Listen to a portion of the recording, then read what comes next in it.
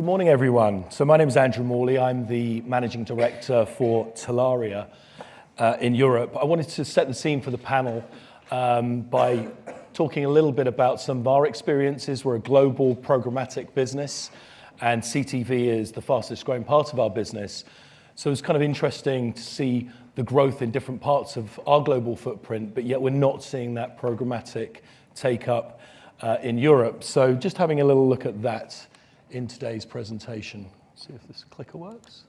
Yes, we're good. So Telaria, you may know us as Tremor Video, and you probably don't even know us as that. So just a quick explanation of who we are. That's the new marketing boilerplate. So being an ad tech company, that clearly tells you nothing about what we do as a business. We're actually a supply-side platform working on behalf of publishers and increasingly broadcasters to help them transact programmatically in this marketplace. So when I consider about looking at how CTV has evolved in some of the different markets we work in, and primarily we're market leader in Australia and Southeast Asia, and we're very big in the US. First of all, there's this obviously a big shift in consumer demand, and I think all of us here that work in broadcast feel that. You have to have the growth drivers in place, and from a technology point of view, programmatic is the infrastructure's all built, we're ready to go in Europe. Investment boosts supply, and that's really about programming investment and investment in content. And then this thing we're seeing in other markets is that programmatic really is fueling growth. Now, the one thing that I'm going to kind of take for read, and hopefully you'll agree at the end of the presentation, is that CTV is not just in the present, it is absolutely the future. And as you look at younger age demographics, CTV is effectively their TV experience now. So as a business that works in the CTV space, we actually commissioned some research at the end of last year called TV in Transition. We wanted to understand the consumer habits. Actually, we get a lot of data around the actual numbers that sit behind the growth, but we wanted to hear what the consumer experience was. And one of the standout learnings we had was that across the 5 different markets across the globe that we took samples from, 2/3 of the audience that we talked to across all age groups defined the act of watching CTV or watching television through a connected device as being exactly the same as watching linear TV. And I thought that kind of self-perception was quite interesting, really, because we obsess a lot about the delivery channels, and actually for the consumer, it's just watching telly. When we consider the amount of time that now is being dedicated to consuming CTV, we wanted to kind of see what the differences were between the demographic makeups. So again, across the 5 different nations we polled, the Millennials there are in blue, and in grey, that's adults aged 35 plus. No massive surprise that CTV viewership is double that for Millennials that it tended to be for 35 pluses. You'd expect the adoption to be at the younger end, of course. What's interesting to me is Millennials obviously have a serious impact on our business and your business because we have this whole notion of the cord cutter. And just for reference, last year in the US, 1 million homes cut their cords. That's a really significant number, and we expect that to grow again this year. Underlying these numbers, and I've not shown them, we did have a sample of Generation Z.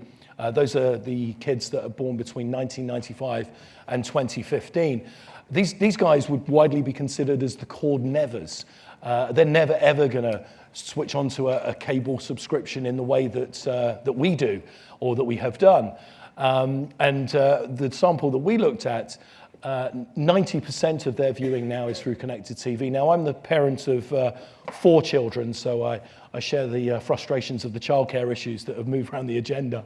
But from my own rather unrepresentative sample of 4, I know this to be true. I mean, the only time my kids ever watch linear TV now is occasionally when I let them stay up late and watch Match of the Day on a Saturday night. For them, the TV experience is Chromecast, it's Netflix, it's pretty much any other format other than linear TV. So in order to grow a market, you have to have the penetration, and the great news is that we have that CTV penetration and it's coming through very, very strongly. This is the UK market for a sort of helicopter view. And it's weird really because working in a programmatic business, I spend a lot of my time talking to our partners at DSPs or our partners at agencies, and we're scratching our heads and we're like, oh, CTV, it's a nightmare. There's no CTV because it's not being traded programmatically, but there's tons of CTV.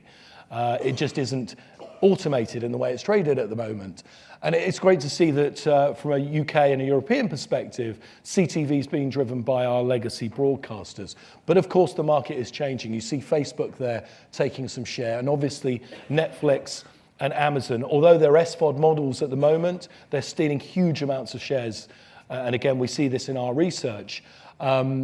But you know, how long will they be SVOD models? I know that Amazon just last year were flirting with the idea of moving to AVOD. So it will have an impact on all of our markets and all of our share of revenues. Now, from a US perspective, we work with companies like Hulu, Crackle, and Sling. These are businesses that built broadcast companies on the internet. They're creating their own content, they're licensing other people's content, and they're trading it all programmatically. Now, they do have global ambition, make no mistake. Now, I'm not going to predict that they're going to have success into the European market, but I do think that they are an interesting signifier of what will come in the future as the consumption trends change. So we need more investment to fuel that supply, and that comes from broadcast budgets.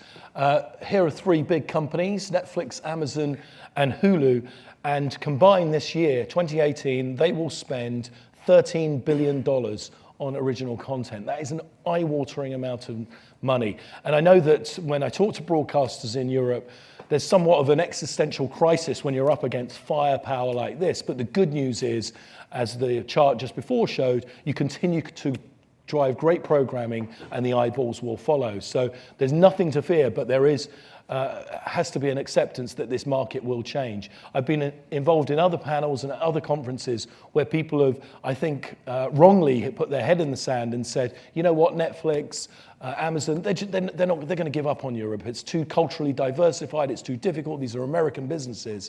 And I think that's wrong-headed view, actually. If we look at Amazon, I think it was incredibly instructive that they came very close to winning the rights for the English Premier League football rights. And I think that's, again, an arbiter of how this market is going to change. The one company I haven't mentioned on there is Disney.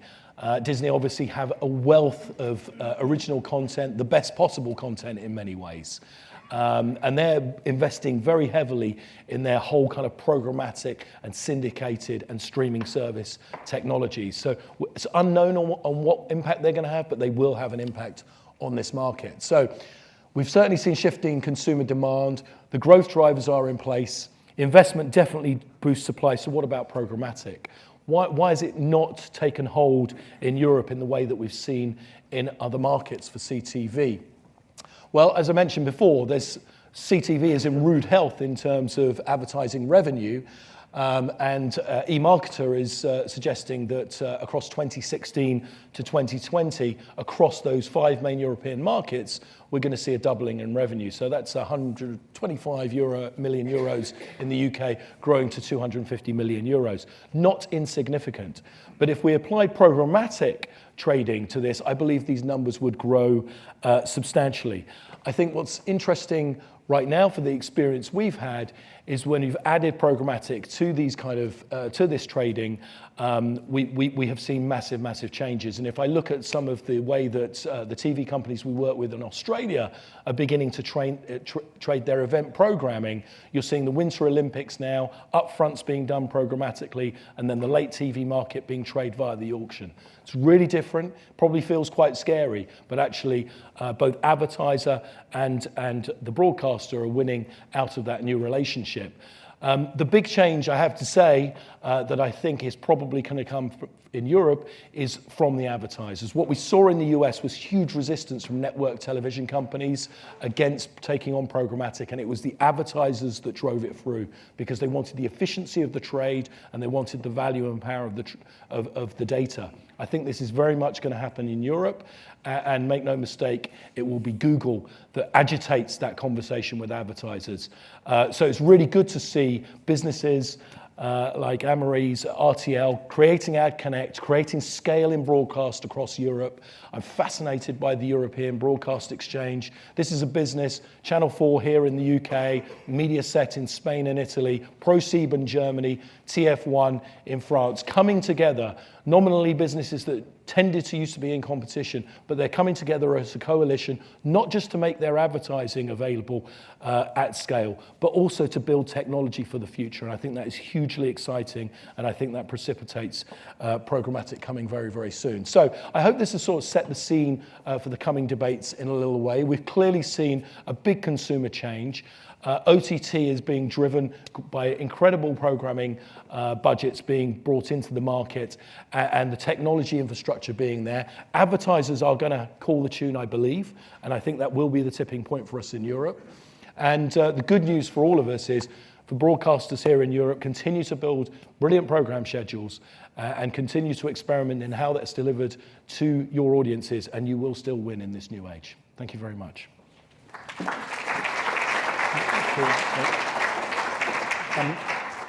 Thank you very much, Andrew. That was a really insightful presentation, and also very succinct as well.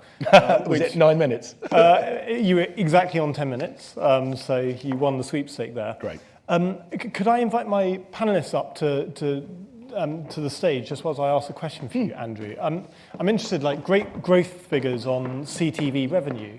I was wondering, what do you mean by CTV revenue and the growth? Is that growth in VOD advertising on connected TV? Is it addressable linear?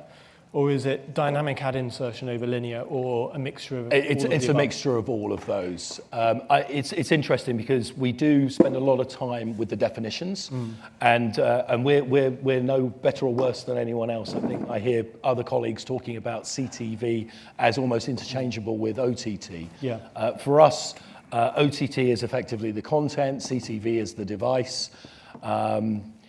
So you do often hear figures being quoted that are different and don't align because actually the definitions are kind of incorrect. Really. Yeah.